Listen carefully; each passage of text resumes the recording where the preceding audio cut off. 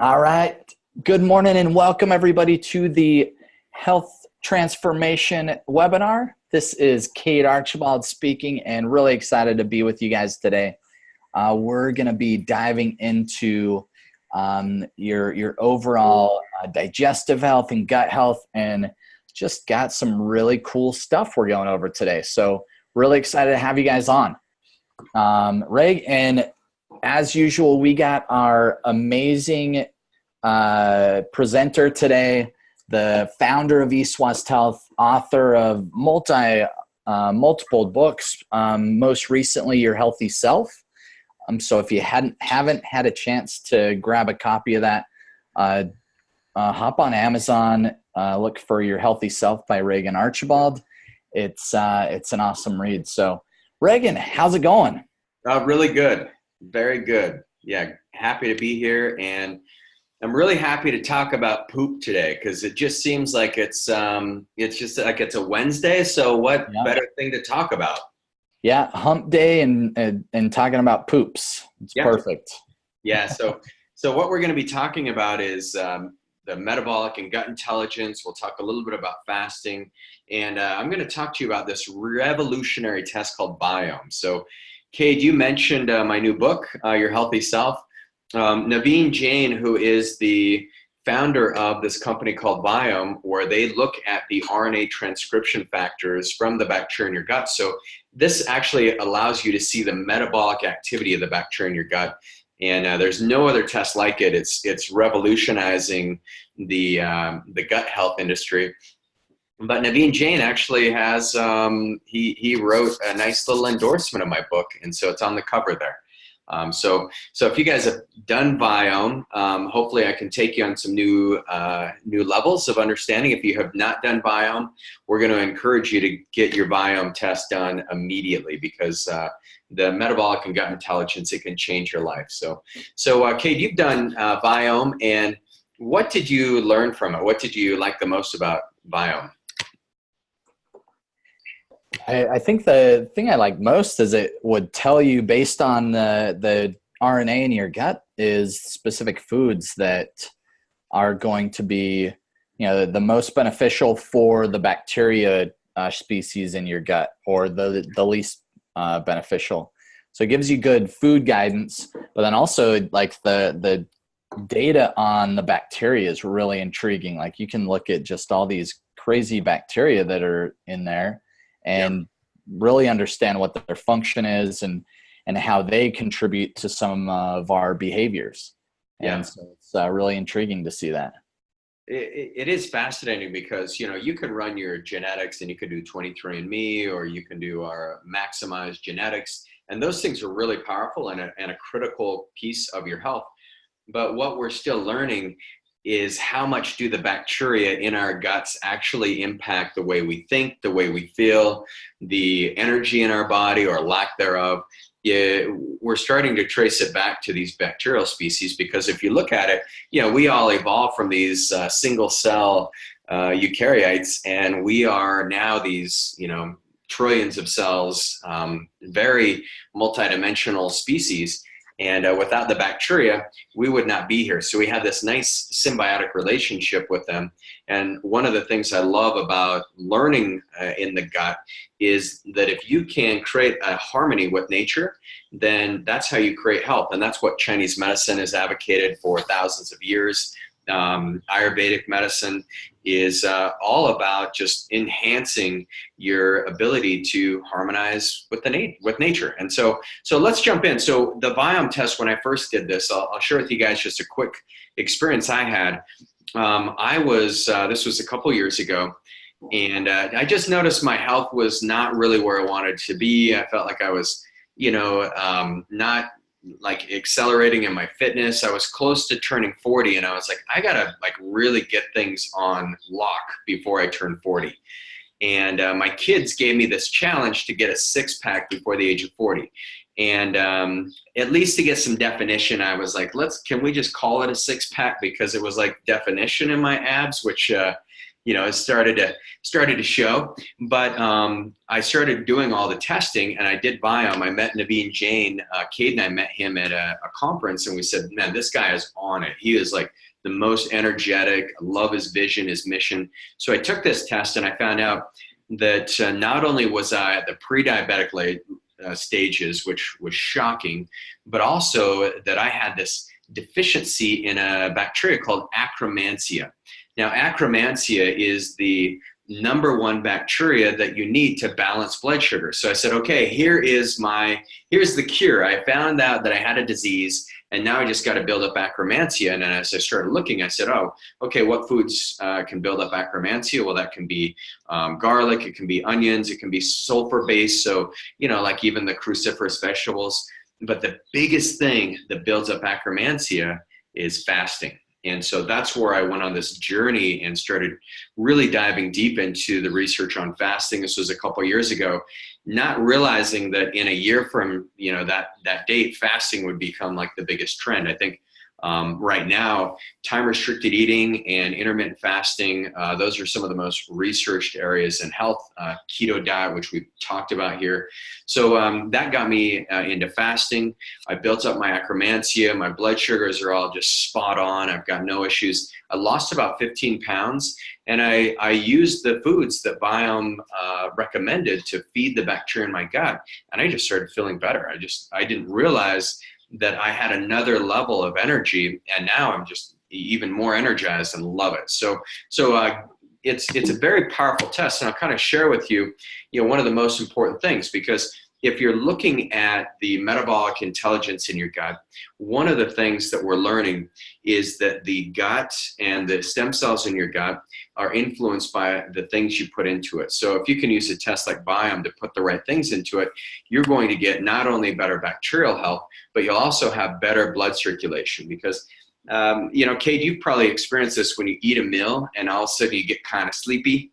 Well, yeah. And I think everyone on this has probably had that experience. That's because so much of the blood goes right into your intestines and your brain doesn't get the oxygen. And so you're like, oh, let me take a nap. And my Japanese teacher, Dr. Maekawa, used to say, the biggest sin you can ever do on your body is to overeat. So she was very meticulous about that, but you can feel it when you overeat, especially, then you get sleepy. But if you look at our bodies are all built around the circulatory system. And if you've got enough blood vessels, enough vascularity, you can heal from almost anything. And as long as you've got the nutrients in your blood. And so if we took your blood vessels, one of the most interesting kind of facts is that you have a combined length of 25,000 miles of blood vessels. So that would wrap around the globe end to end. So lots of blood vessels. And then what follows blood vessels? You've got the veins, you've got arteries, and then you've also got nerves. So we've got a lot of these things. Human body, we're constantly sweating, we're constantly cultivating heat, and that heat gives off, our bodies give off enough heat in only a half hour to boil a half gallon of water. It's crazy. Jonah could probably boil about a gallon of water. My son runs super hot. He sleeps with the windows open. His room, I'll go in there in the morning, I can see my breath in his room. But it's really interesting as you look at this, you've got to start thinking about keeping your body hydrated, keeping the blood circulation going. Those are all very critical components of having optimal gut health and gut intelligence. The other thing that you look at is your stomach. Your stomach's full of digestive acids, strong enough it can melt zinc. And so the stomach lining is always renewing itself. But if you don't have the right hydrochloric acid content, like if you are dousing your stomach with omeprazole, or if you're dousing it with beta blocker, acid blockers, what's going to happen is you won't have the enzymes to break down your food. So part of your gut intelligence is knowing how to regulate the acidity in your stomach, because even whatever Biome tells you, you're going to have to still chew your food. You're going to still have to digest that food, even if you're eating the exact foods that the Biome test tells you that your bacteria need. So very first thing that happens when we digest our food is food goes into our mouth, and we have this enzyme called amylase. And amylase just starts breaking down the carbohydrates, the simple sugars. And then once that the food hits our stomach, and then the stomach acids start breaking down and denaturing some of the proteins so that our body can use those proteins as amino acids and nutrients. And then once we swallow that food, it hits the small intestine. That's where the bile secretion takes place if you have a gallbladder. And that bile helps us emulsify fats. And so we start emulsifying the fats, and then you get the fatty acids in your blood. And if you've got good blood circulation, those nutrients get carried all around. But if you don't, if you're taking like omeprazole or some antacids because you have acid reflux, or maybe you've been told you've got a hiatal hernia, well, you're going to swallow that food, and it's like not cooking food enough. And then your small intestine, when it gets hit in the small intestine, that food becomes putrefied, and that's where you can get infections. And that's why, I don't know, Cade, in your clinic, if you've kept stats on this down there in St. George, but what we see is about a 95% of a positive finding on SIBO from every single person we test. And SIBO is where you get that small intestine bacterial overgrowth. But have you seen trends there in St. George? Yeah, we see SIBO a lot. I don't know exact statistics. I'd have to talk to some of the other providers here, but yeah, SIBO is something extremely just seems like it's more and more common. Yeah, pretty crazy. So your stomach is very powerful. Your lungs, believe it or not, your lungs consist of over 300 million capillaries. And if it were laid out, it would span 1,500 miles. So I think your lungs would fill up like the entire state of Utah. If you just, so when I die, that's my last wish, is that you just spread my lungs over the entire state. I'm on it. I got that. He can pull off miracles. I believe in him. Here's a lung bath. All right. And then testicles. We just talked. So testicles, an average man's produces 10 million new sperm cells a day. That's enough new sperm to repopulate the entire planet in over 6 months. Don't get any weird ideas. That's wild. It is wild, but our bodies, if you think about it, there's so many things that influence it. And there's all these crazy things going on that most of us just aren't aware of. But it's the gut intelligence that I think is what drives all of this. So if we look at it, how can you really optimize your gut health? And as I mentioned earlier, as I was going through my own journey of being frustrated, I had this pre-diabetic condition. I had to get the 6-pack by the age of 40. Otherwise, I'd lose. I think I bet my sons like $100 each. My boys are like, they know how to get into a good bed, especially Dom. And many of you, if you've ever come to a party at my house and you got one kid who's he's like the butler. Yes, he does expect to get tipped. So little entrepreneur, but here's what happens. The best way that you can balance your gut is by getting your body aligned with circadian rhythms. And I know you guys are like, oh, you've talked about this. This is easy.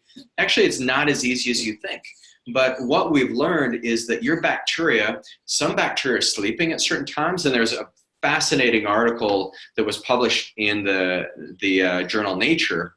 And they took rats and they disrupted the circadian rhythms on the rats. And they had some rats awake at night versus the day, or I don't even know. Rats are probably nocturnal. But what happened is the rats that had the disrupted circadian rhythms, even though they had the same activity level, the same lifestyle, the same genetic propensity, same foods, everything, the rats that had the poor circadian rhythms ended up with a lot of infections and dysbiosis in the gut. So the bacteria in the rats' guts did not thrive. Then they took humans and they took stool samples of humans who were night workers, and they found that the bacteria that influenced diseases like obesity, diabetes, cancer, heart disease, those bacteria were all elevated in people who were not following circadian rhythms or the circadian clock. And so, Cade, maybe you could give us a summary of what is the circadian clock? The circadian clock. So that's like the clock of your sleep cycle. So looking at your circadian clock, whether that's kind of around 9-10 p.m. sleep cycle. So then that's when melatonin's going to increase, cortisol is flat. Yep. Yeah.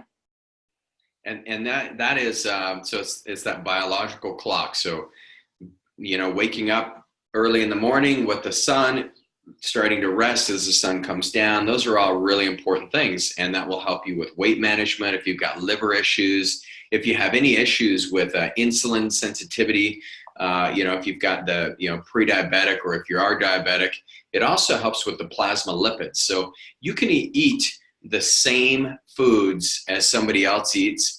And if you're eating those foods too late at night, or, spread throughout the day and not really letting your digestive system reset, you're going to disrupt your circadian clock. So what we've learned, though, is the circadian clock, it's the gut microbe movements that regulate the circadian rhythm. So this was released by Cell Press in 2016, and it was the end of 2016, but it was groundbreaking research, because what they had to look at is they had to say, what is it that is resetting these genes? Because there's about 20 to 25% of our genes are on a circadian clock. So 20 to 25% of our hormones are influenced by these genes. And so it was a big discovery, because that's when they started realizing that it's the gut. If you stay on a nice circadian rhythm, your gut's going to do just great. I mean, think about how your stomach feels when you've gone to sleep at like 1 a.m. Let's say you have a party, or even if you're just staying awake because you're in a conversation or you're working on a project. Think about when you go to sleep and you wake up the next day, your stomach does not feel right.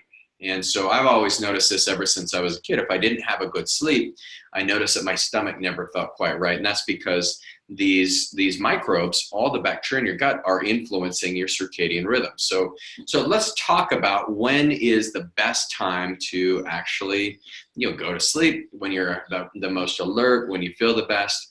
But if you look at it, if you're waking up in the morning around 6 o'clock, you're going to get the sharpest rise in blood pressure right around 6:45 a.m.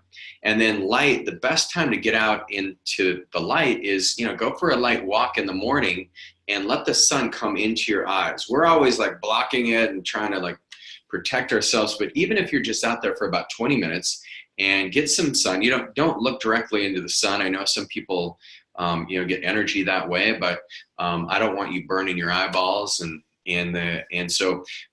but really just get out in the sun. It feels great. And that light causes your melatonin to drop, and then cortisol starts to rise. People who can't wake up until they have coffee, that is a direct impact on the inability of melatonin secretion to stop, because they are not getting out in the sun. So if you did some breathing, like do some Wim Hof breathing, and then you go up, get out into the sun in the morning, even if it's 5 minutes. Sometimes I go, like this morning I went to the gym, I did a workout at Orange Theory Fitness, I came home and the sun is like, now it's over the mountains, and I'm like out there in the sun for about 5 minutes just doing some breathing. My neighbors probably think I'm weird. I'm doing some qigong. Well, actually, I know they know I'm weird. And so then I ended up just getting a nice little spike in cortisol, feeling great.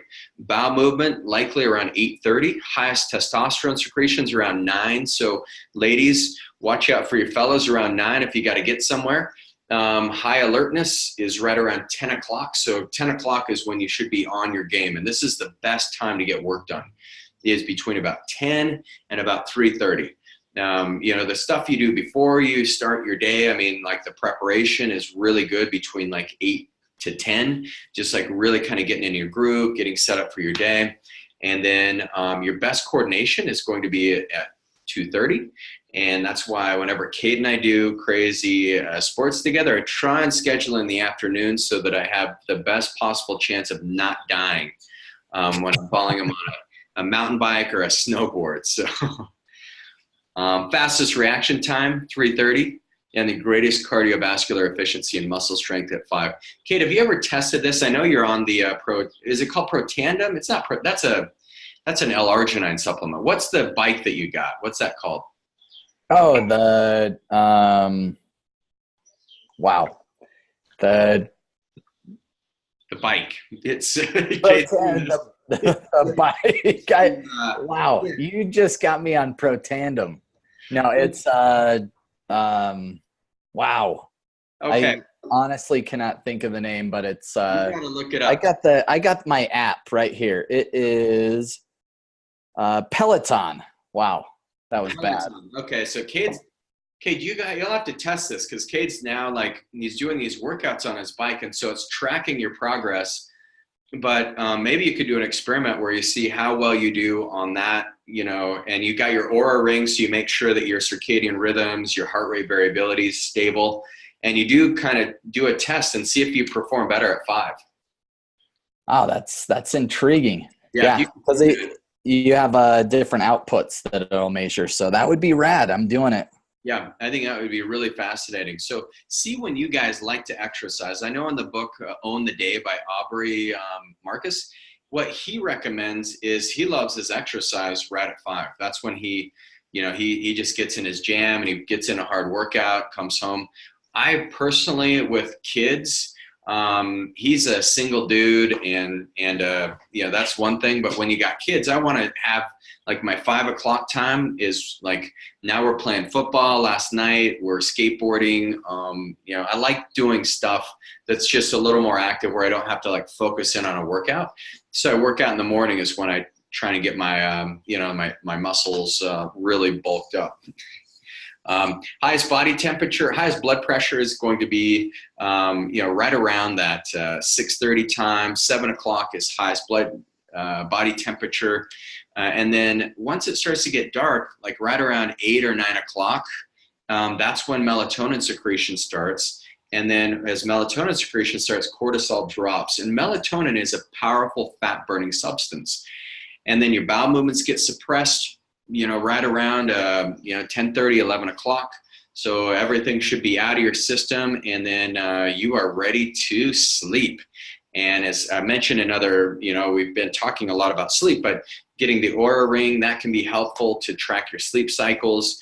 Your deepest sleep occurs about 2 hours into sleep. Last night I had the most deep sleep I've ever had since I have tracked it. It was over 2 hours of deep sleep. Pretty interesting. Nice. Yeah. So brain is feeling good. So here's what we found is your bacteria is very intelligent, but it needs to follow that circadian clock. And I think it's really important for you to notice how much better your energy feels if you just follow this cycle. And what we found is that the different bacteria are going to be active at different parts of the day.